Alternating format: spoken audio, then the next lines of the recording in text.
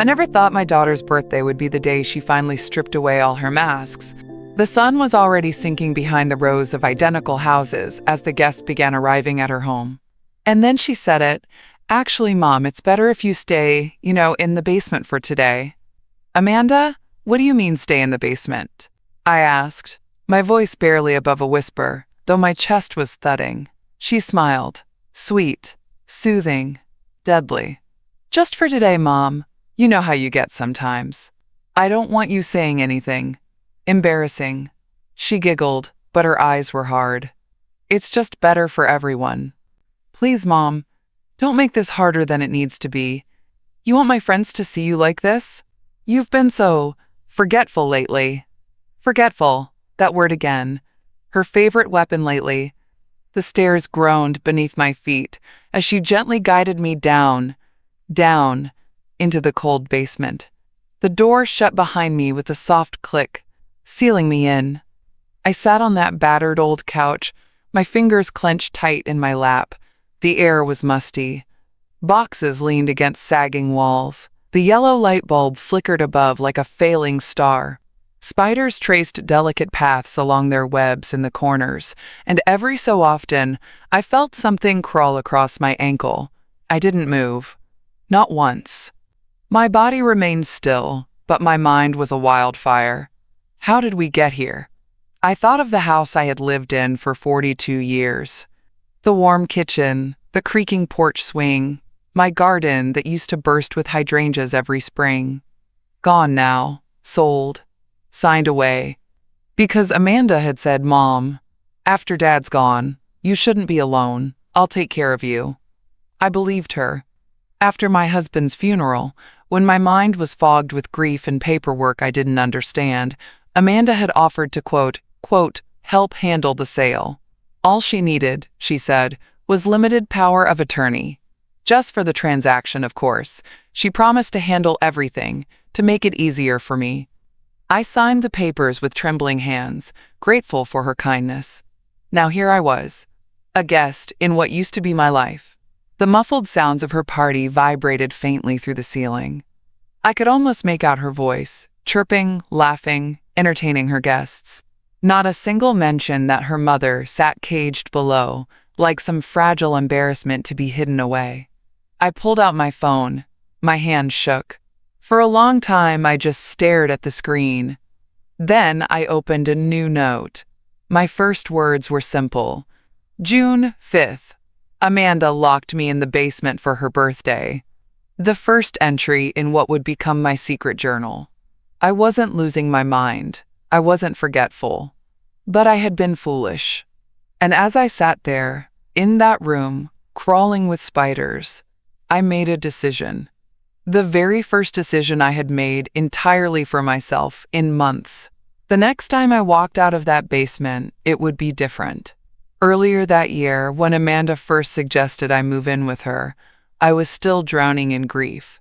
My husband was gone, 45 years of marriage reduced to a headstone, and some paperwork I barely understood. The house felt enormous without him. Quiet, empty. Every creak at night sounded like him walking down the hall, and every morning I still reached for his side of the bed. I didn't have the strength to argue. When Amanda sat across from me at my kitchen table, holding my hand and speaking in that soft, careful voice, I thought she was my salvation. "Mom, you shouldn't be here all alone. It's too much house, too many responsibilities. Let me help you sell it. We'll get you moved into my place where you'll never be alone. We'll take care of everything." Her eyes glistened with what looked like concern. Real concern. The daughter I had loved all my life, stepping up when I was at my weakest. I trusted her. When the real estate agent came, Amanda handled the paperwork. When the lawyer arrived, Amanda answered all the questions. She slid the papers across the table to me, already tabbed and highlighted. "You just need to sign here, Mom. It's just limited power of attorney. Only for closing. Nothing big." She smiled, squeezing my hand. "You know you can trust me." Of course I trusted her. She was my daughter, my only child. I signed. The house sold quickly, faster than I expected. The house where I had planted my garden, painted every wall, cooked thousands of meals. gone. But I told myself this was right. This was what my husband would have wanted. Me with family, not isolated. When I arrived at Amanda's house, she had a new room ready for me, upstairs at first. She had decorated it nicely, and the first few weeks felt warm, almost safe. Then the shifts started. Small things at first. She'd gently take the mail from me before I could sort through it. "No need to worry about bills, Mom. I'll handle it all." She began reviewing my bank statements online. "It's all a lot now that you're retired. Let me take the burden off your shoulders." I told myself it was kindness. She was looking out for me. But as time passed, I noticed things disappearing. Little pieces of my autonomy. She controlled which doctors I saw. She handled my prescriptions. The mail came directly to her office now. And the money from the house sale? She opened a new joint account. "For convenience," she said. It was easier for her to manage, she promised. I never had the password. Whenever I tried to ask about the balances or bills, she would hush me gently. "Mom, you know numbers stress you out. You're still adjusting after Dad.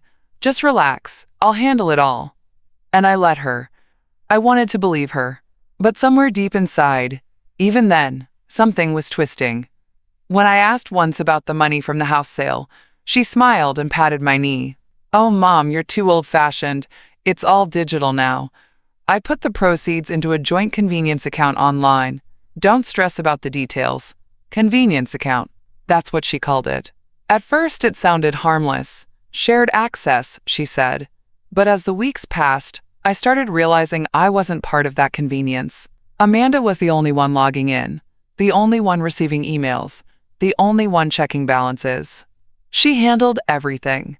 The investment statements, the doctor appointments, even insurance renewals. Always with that same gentle, slightly patronizing tone. "Mom, you get so overwhelmed. I see how hard this all is for you. Let me take that burden off your shoulders." Even my prescriptions. She shifted them to a new pharmacy she controlled. "I'll just pick them up on my way home, Mom. Easier for you." And I let her. Each time I let her. Because it sounded like love. But now, sitting here in the damp basement, listening to the party guests laughing above me, I could finally admit what I had refused to see for months. She didn't want to lighten my burden. She wanted to make me small. Until now. Upstairs, I heard Amanda's laughter rising over the crowd. That laugh, light, airy, rehearsed, sliced through me like a cold knife. The voices floated through the floorboards like poison slipping under a locked door. I hadn't meant to eavesdrop. The basement's old air vent fed straight up into Amanda's dining room. Their laughter had been background noise for hours, but then I heard my own name. "She's just so out of it lately," Amanda said, her tone playful like she was discussing the weather. "Honestly, I don't know how much longer I can manage her on my own." Another voice chimed in. A woman. One of her friends, maybe. "Well, you've done so much already, Amanda. You're practically a saint. I wouldn't blame you if you finally hired some professional care." Amanda giggled softly. "Oh, we're looking into it. A place called Golden Haven. Beautiful facility. The staff said she'd barely have to do anything. Just rest, be safe, and, it might be time. She's been so forgetful. Sometimes she doesn't even remember signing certain documents." The words hit me like a slap. My stomach twisted into a hard knot. Golden Haven? My mind raced. When had I ever? No, I wasn't forgetting anything. I would remember signing something that serious. I would. Wouldn't I? I clenched my hands in my lap, my fingernails digging into the soft flesh of my palm, forcing myself not to panic. The way Amanda spoke, sweet, concerned, the loving daughter managing a delicate situation, it was disgusting. And clever. She was laying the groundwork right here, in front of witnesses, making me sound fragile, making them believe I couldn't handle my affairs. I could almost picture it. The forms she had me sign months ago, slipping a few extra pages into the stack when I trusted her completely, when my grief had dulled my senses. My daughter knew exactly when to strike. "You're doing the right thing," the woman added. "It's better to get ahead of these things before something happens. You don't want to wait until there's an emergency and have no plan." I know, Amanda sighed. It's just hard emotionally. She's my mother. But I have to think long term. Long term. A strange calm settled over me in that moment. Not because I felt safe, but because I finally saw the full shape of what she was building. After the party, Amanda came downstairs all smiles, as if nothing had happened. There you are, Mom. See? It wasn't so bad, was it? She chirped, as though locking me in a basement for 10 hours was some little favor she'd done. She spoke to me like a child who had been safely contained while the grown-ups enjoyed themselves. I forced a smile, nodded, stayed quiet. The more I stayed silent, the more freely she spoke. As she helped me up the stairs, her voice remained sweet, almost saccharine. I'll run you a nice bath, okay? You must be so tired. I studied her face while she fussed around me. Perfect makeup, perfect clothes, perfect little smile that made her seem like the loving, dutiful daughter to anyone who glanced our way. If someone walked in right now, they'd never suspect a thing. But I wasn't seeing her the way others did anymore. I was watching how carefully she controlled the performance. I had seen flashes of it before, but I always dismissed them. The cold way she spoke to the home health nurse when she thought I wasn't listening. The moment she'd barked at a receptionist when a bill wasn't filed properly. The way she spoke over me anytime I tried to answer questions at the doctor's office. You know how confused she gets sometimes, she'd say, laughing lightly as she answered on my behalf. She's always been so independent. This is just hard for her. Hard for me? No. The only thing hard for me was watching my own child twist my life into a prop for her image. She had gotten very good at slipping little comments into conversations. To her friends, her husband, even strangers. Always soft, always careful, always loving. My mom's been having trouble remembering dates lately.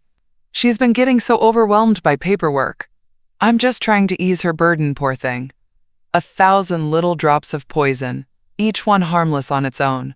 But together, they painted a picture of a woman who couldn't take care of herself. I started to realize that every time Amanda spoke sweetly about me in public, it wasn't love, it was strategy. Every head nodding in sympathy was another thread she pulled tighter around my neck. And the more she played the loving daughter in front of others, the more isolated I became. Her husband Brian never questioned it. Why would he? To him, Amanda was a saint, a busy woman sacrificing so much to care for her aging, fragile mother.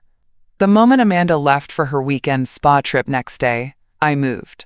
I locked my bedroom door behind me and sat at my small desk. My heart pounded, but my hands were steady as I reached for my phone. It was time. For months, I had pretended. Smiled, nodded, let Amanda think I was oblivious. But my secret journal was growing, and every entry told a story I couldn't ignore. Now, I needed someone who could help me see the pieces I couldn't yet fully understand. I scrolled through my contacts, stopping at a name I hadn't dialed in years, Harlan and Associates. Mr. Harlan had been my husband's financial advisor for nearly 2 decades. My husband trusted him. And quietly, I had always trusted him too. The phone rang twice before a familiar, calm voice answered. "Margaret?" he said, surprise mixing with warmth. "Well, this is a voice I haven't heard in too long." "Hello, Mr. Harlan," I said softly. I hope I'm not disturbing you." "Not at all. Are you all right?" The question hung in the air. I opened my mouth, but for a moment no words came out. My throat tightened as emotions swirled up. Grief, shame, fear, all tangled together. I need your help," I finally whispered. "Something's very wrong." His tone shifted instantly, growing serious. "Take your time. Start wherever you need to." And so I did.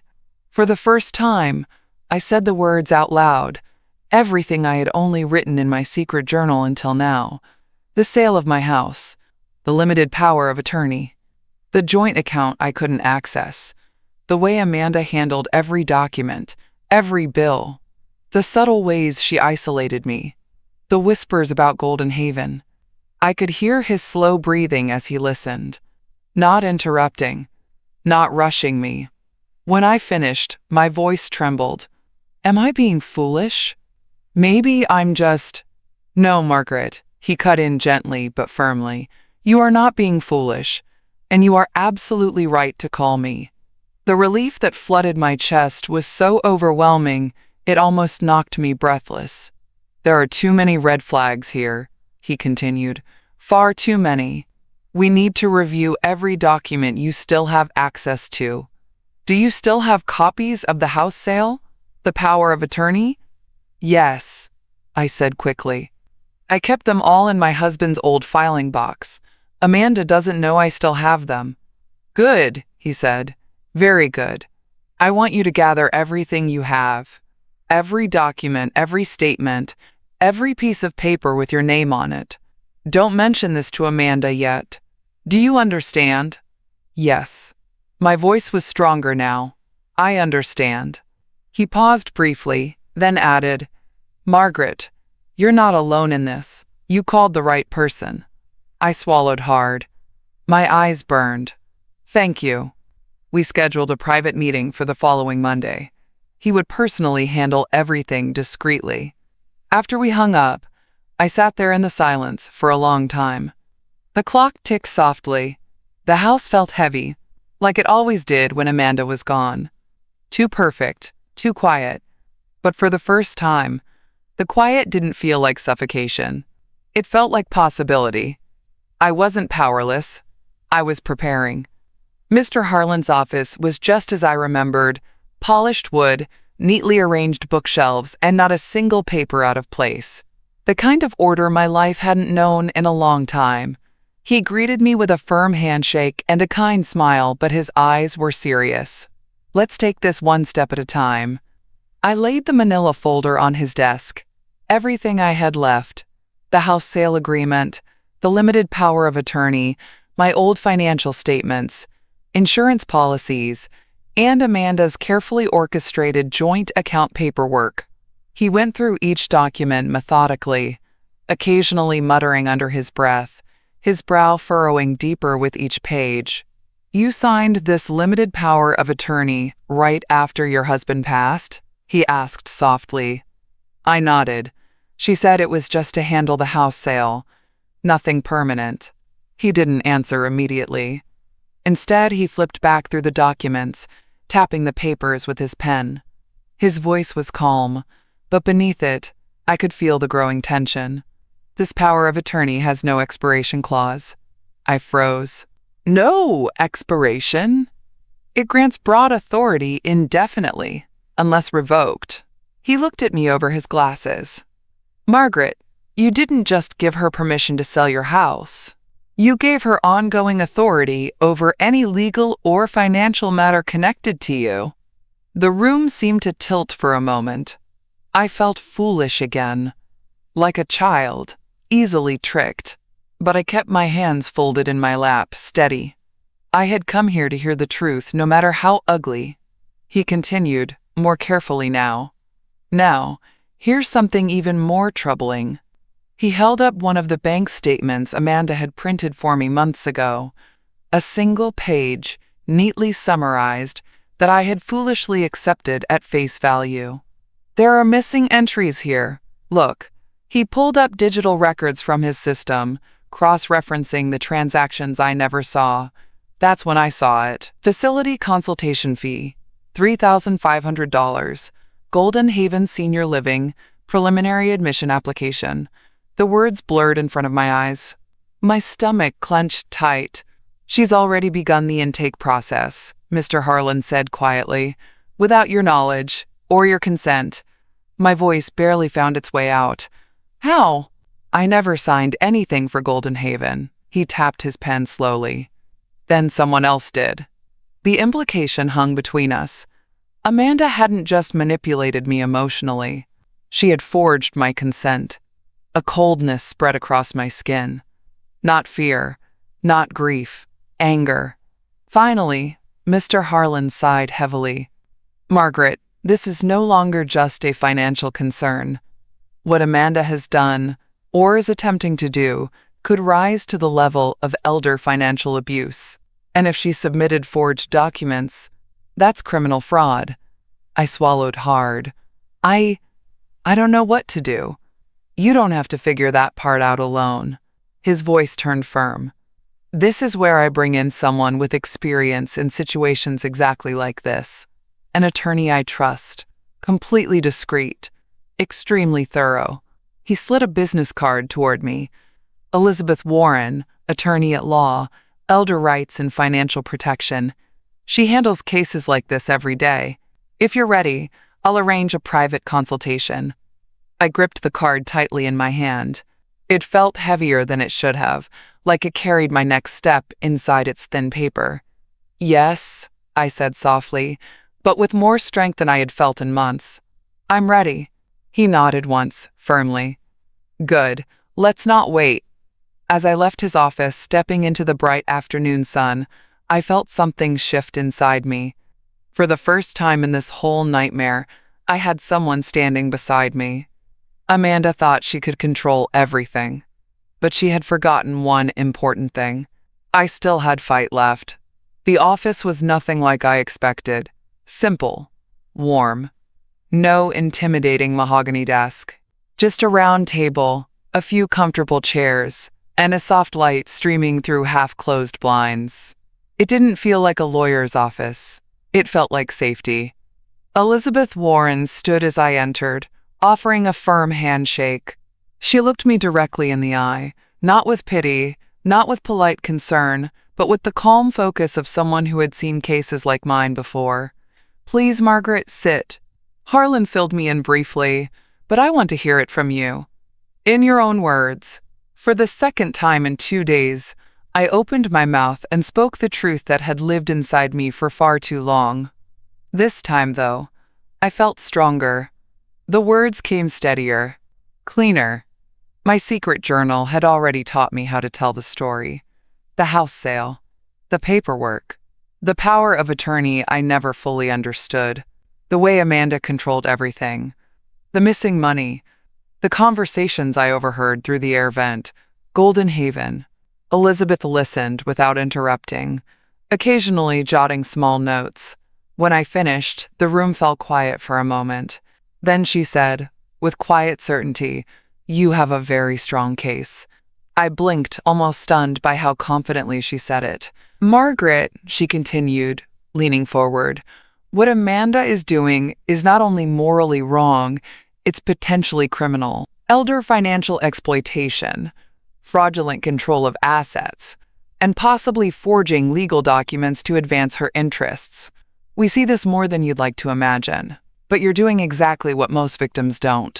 I held my breath. "What's that?" "You're acting before it's too late." Those words landed like a small stone in my chest, rippling through all the months I had spent doubting myself. Elizabeth smiled gently, seeing the relief on my face. "And you've been documenting everything, which is excellent. That journal will be invaluable." I nodded. I started it while I was locked in her basement. Her eyes narrowed. "She physically confined you?"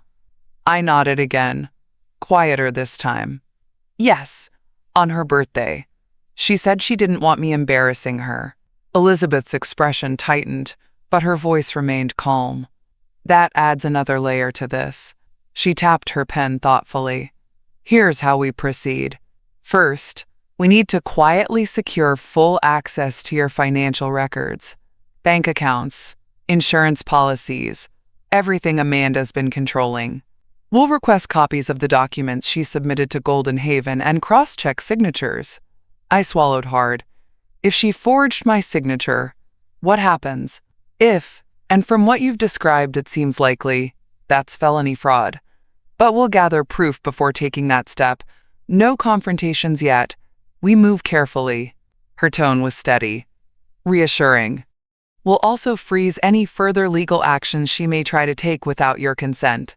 From today forward, Amanda has no legal authority to make decisions for you. We'll revoke that power of attorney immediately. I exhaled slowly, a deep, shaking breath. "And after that?" She smiled again, small but steady. "After that, we take back everything. I nodded. For the first time in months, I wasn't just hoping. I was fighting. As I left her office, my phone buzzed in my pocket. A text from Amanda. "Hey Mom, just checking in. Hope you're resting. We'll go over your meds when I get home. Love you." I stared at the screen for a long time, my stomach tight with something new. Not fear. Resolve. She didn't know I had already started taking back my life.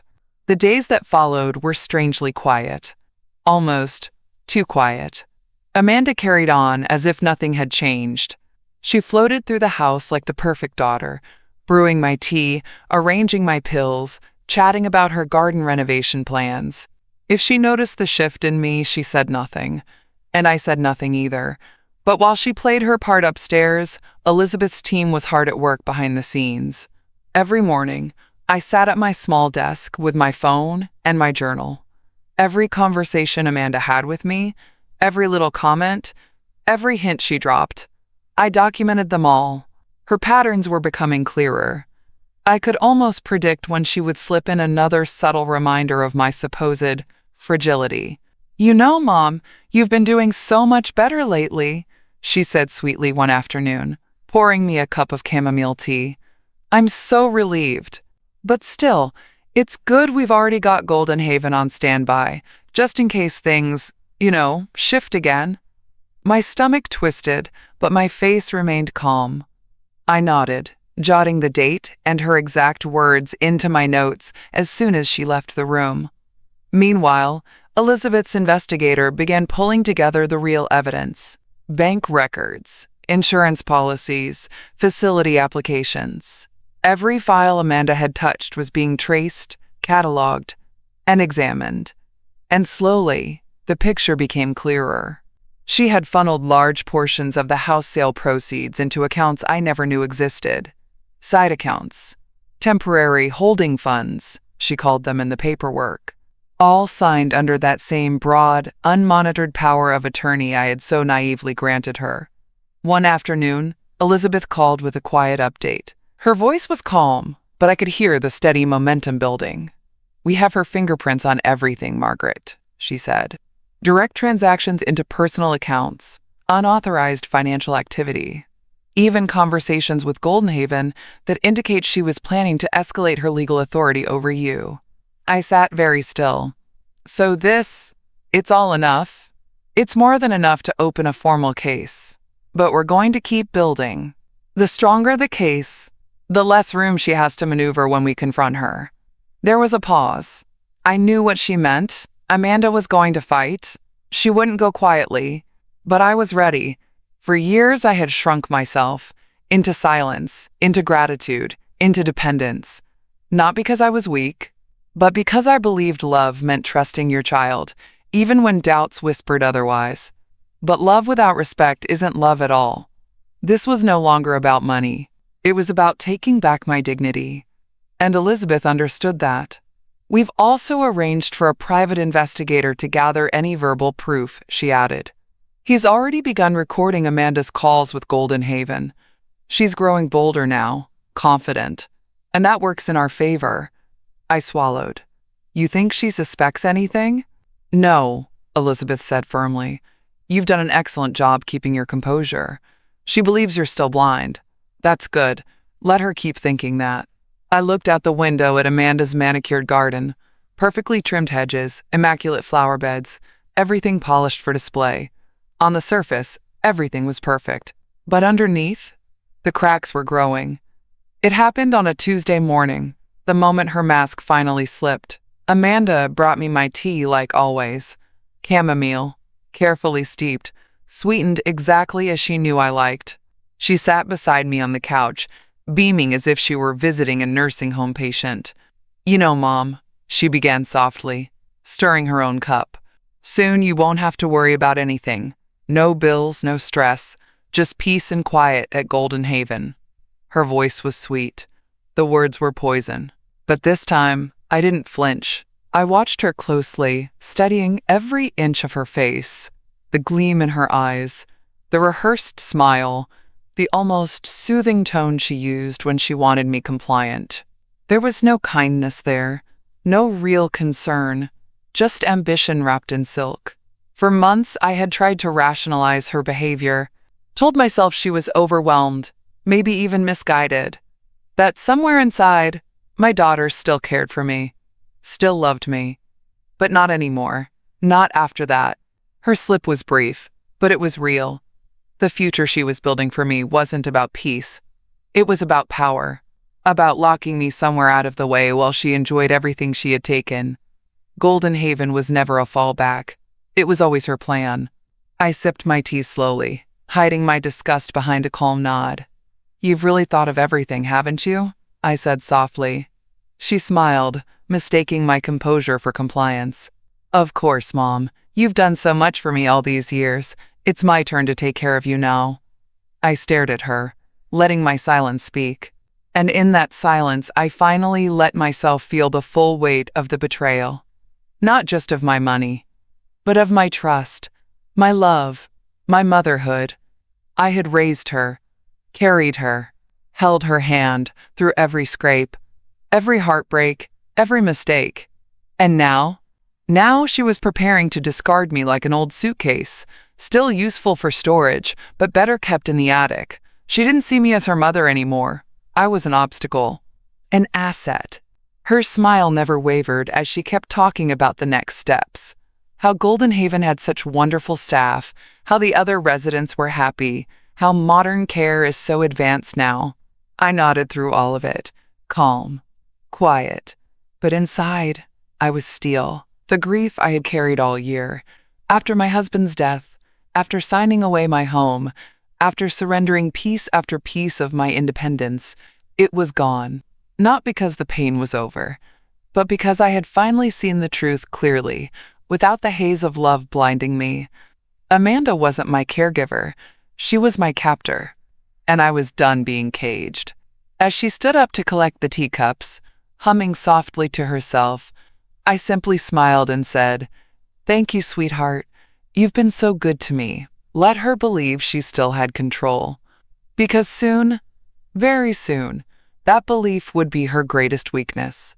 The plan was unfolding now, not in shouts, not in confrontations, but in quiet, irreversible steps. Elizabeth's team moved like shadows, discreet, silent, effective.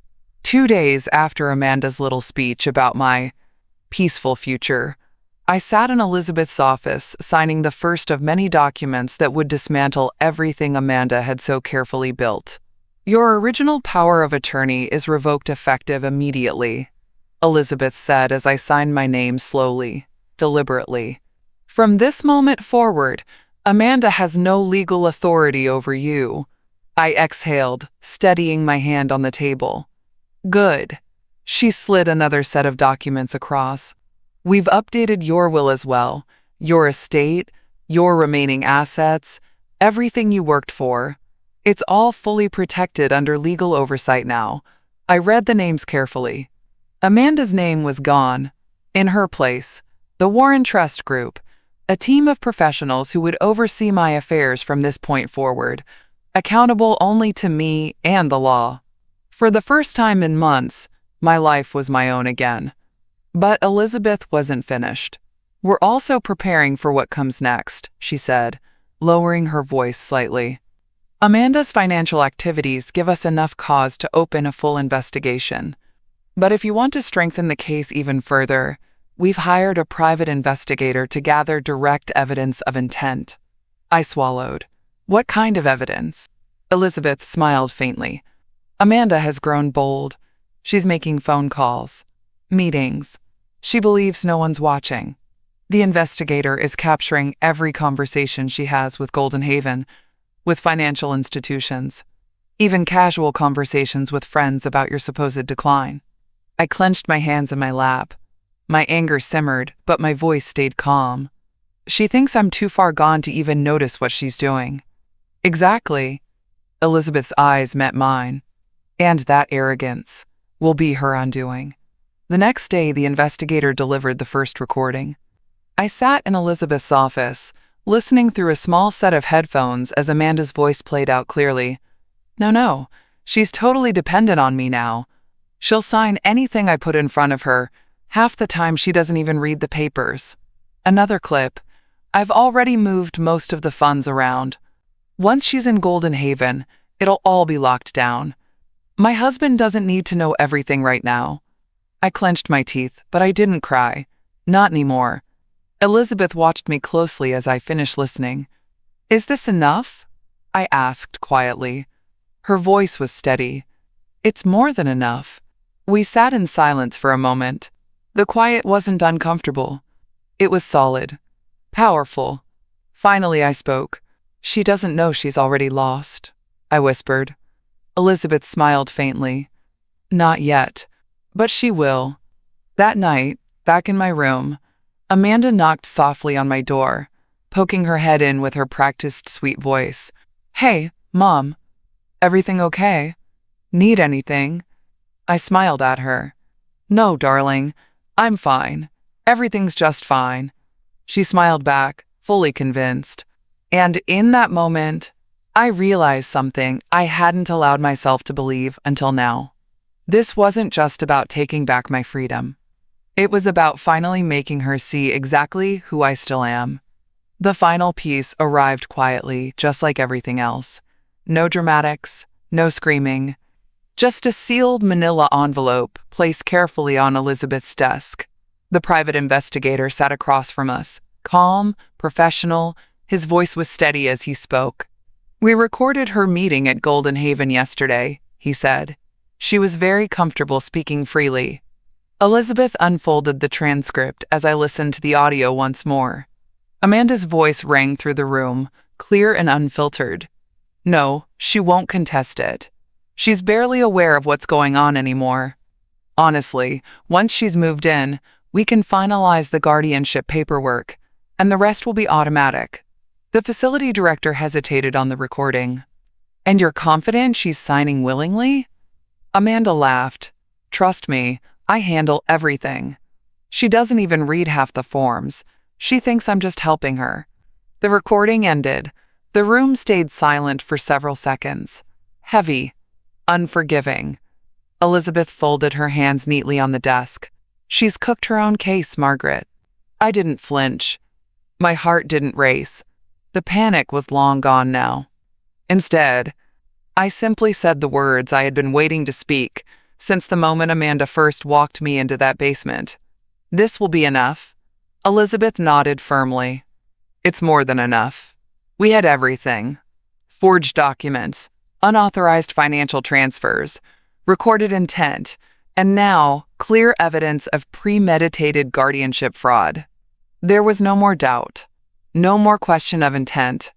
Amanda hadn't stumbled into poor choices. She had built this trap carefully, methodically, over time.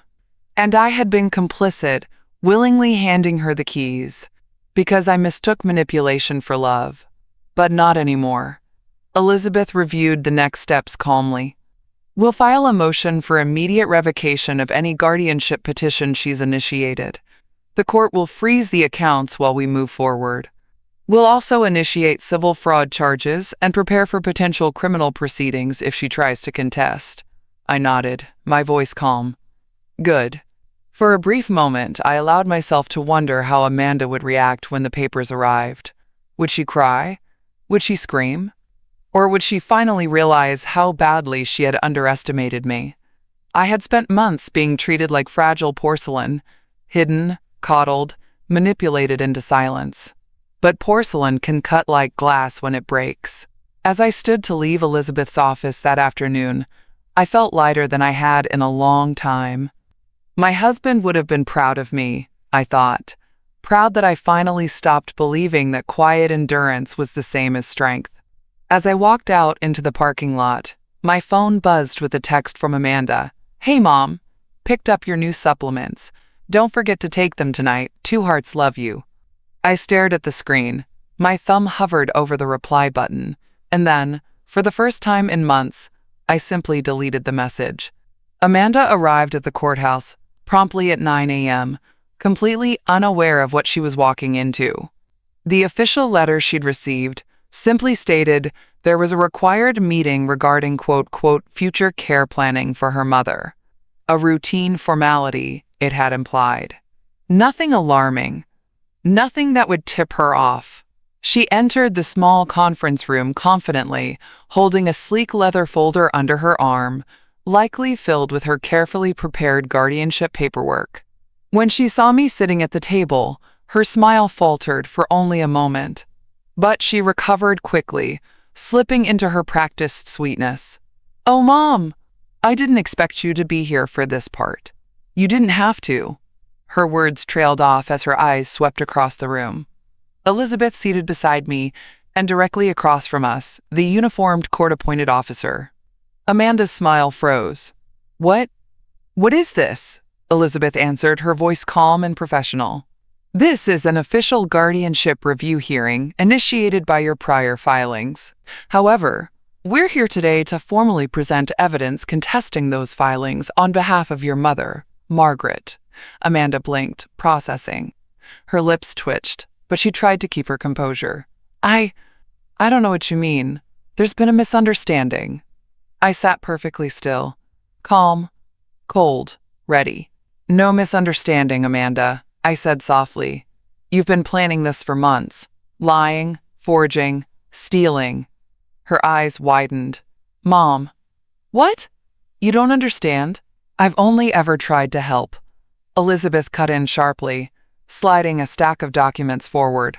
"Here are copies of unauthorized financial transfers, facility application forms with forged signatures, and audio recordings of you openly admitting your intent to assume guardianship under false pretenses." Amanda's jaw tightened. Her face paled as she caught sight of the audio transcript header with her own words printed neatly in black and white. "You can't," she started, but her voice broke. The officer spoke now, flat and unsympathetic. "Ms. Amanda Harper, you are currently under investigation for elder financial exploitation, fraud, and potential guardianship abuse." Amanda turned toward me then, her voice suddenly trembling, trying to shift back into the daughter she thought I still saw. "Mom, please, you've misunderstood everything. I never meant to hurt you." I looked directly into her eyes. No anger, no yelling, just the quiet steel she never saw coming. "You didn't want to hurt me," I said evenly. "You just wanted everything I had." Amanda's husband, Brian, who had followed behind her quietly and stood near the doorway, now stepped forward, eyes darting nervously between the documents on the table. "Wait, what is this?" he asked, his voice strained. Elizabeth calmly slid another sheet across the table. Copies of financial statements showing the hidden accounts Amanda had been funneling money into. Brian's face drained of color, his voice dropped into a cold whisper. You didn't tell me about any of this." Amanda tried to reach for his arm. "Brian, it's not like that." He pulled away sharply. "You lied to me too." Silence hung heavy. The court officer continued in a flat voice. "Ms. Harper, you will receive formal notice of the charges pending further investigation." Amanda's breath quickened, but still, she reached toward me one last time, desperate. "Mom, please." I stood, slowly, and stared at her for one final moment. "Your lies end here, Amanda," I said, my voice calm but final. "You no longer control anything." And then I turned, walking out of the room before she could respond. For the first time in a long time, I wasn't running away. I was walking forward. Amanda didn't crumble right away. She tried to fight. Of course she did. The following week, through her attorney, she attempted to claim it was all a misunderstanding, an overreaction, family matters blown out of proportion. She played the concerned daughter card with every ounce of charm she could muster. But evidence doesn't care about charm. Elizabeth's team delivered one final blow. It was a hidden brokerage account Amanda thought no one would ever find. A secondary account she had opened under a corporate shell, quietly siphoning funds from my house sale proceeds and private retirement investments. Hundreds of thousands. The paper trail was undeniable. The day we presented it, Amanda sat frozen as Elizabeth slid the final file across the table during a formal deposition. "This," Elizabeth said calmly, "was not for your mother's care. This was your escape fund." Amanda's face turned ashen, her mouth opening and closing, like she couldn't decide whether to deny or cry. Her hands trembled as she reached for the documents. "You don't understand," she whispered, her voice cracking. I needed some security. You can't expect me to carry all of this without something set aside." Her attorney stiffened beside her, saying nothing. Elizabeth leaned forward, her voice quiet but sharp. "You mean after you locked your mother in a basement, after you transferred nearly all of her liquid assets into your private control, after you initiated involuntary guardianship proceedings behind her back, you felt entitled to a little security?" Brian sat in the back of the room, his arms folded tightly across his chest. His face was drained of color. He hadn't spoken once since entering the hearing room. But now, with this final document on the table, I saw it. The shift. He stood suddenly, shaking his head. "You lied to me, Amanda. All this time." She turned toward him, panicked. "Brian, I was protecting us. The house. The money. It was going to come to us eventually anyway. I just moved things forward." He stared at her, stunned. "You didn't protect us. You lied to me. You stole from your own mother. You forged her signature, Amanda. What were you thinking?" Her voice turned desperate. "You don't understand what I've sacrificed for this family." I sat silently through it all, watching. No emotion, no pity. Not anymore. I had raised this woman. I had taught her right from wrong. And now, I watched her unravel. For a moment, she tried one last tactic. The tears came. Fast, thick, frantic. "Mom, please, please, don't do this. I didn't mean to hurt you. I was scared. After Dad died, I didn't know how to handle everything. I thought you couldn't." "Stop." My voice was quiet, firm. The entire room went still. "You stopped being scared the moment you realized you could get away with it," I said softly. "This was never about helping me. This was about taking from me." The court officer leaned forward, speaking now with authority. "As of this moment, all financial accounts are frozen pending criminal investigation. Further proceedings will determine restitution, guardianship fraud penalties, and additional charges as warranted." Amanda let out a strangled sob, but no one comforted her. Her husband turned and walked out of the room. Her attorney began packing up the files, already defeated. And I sat there, still and quiet. Not triumphant, just free. By the time we left the courthouse that afternoon, the dominoes were falling fast. Elizabeth moved quickly, filing the necessary motions for asset protection. Every bank account, investment, and property transaction tied to Amanda's name was frozen by court order. Every access point she had once controlled on my behalf was now locked down. Not just paused, but fully removed from her hands. Amanda had gone pale long before we reached that point. She barely spoke as the process server walked toward her, extending a thick envelope of official documents. "Ms. Harper," the server said calmly, "you've been served." Amanda's hands trembled as she took the papers, her eyes scanning the first few lines. Her name, the fraud charges, the financial restraining orders. She looked like she couldn't decide whether to faint or lash out. But she didn't say a word. It was over, within weeks. The courts moved swiftly once the evidence was laid bare. Amanda never stood a chance. The financial institutions, the nursing facility, even her own husband, all cooperated fully once the truth surfaced. Her accounts were seized. Restitution orders were filed. Criminal charges hung over her like storm clouds waiting to burst. And her carefully rehearsed public image, the dutiful, loving daughter, shattered in front of everyone who once admired her. And me? I finally got to breathe. I sold the house Amanda once used as her stage, the very home she tried to make my cage. Every dollar was mine again. This time fully under my name, fully protected. With Elizabeth's help, I chose a new home. Not some sterile care facility Amanda had planned for me, but a beautiful senior community overlooking a small lake, bright, peaceful, filled with people who greeted me by name each morning, and not a single locked basement door.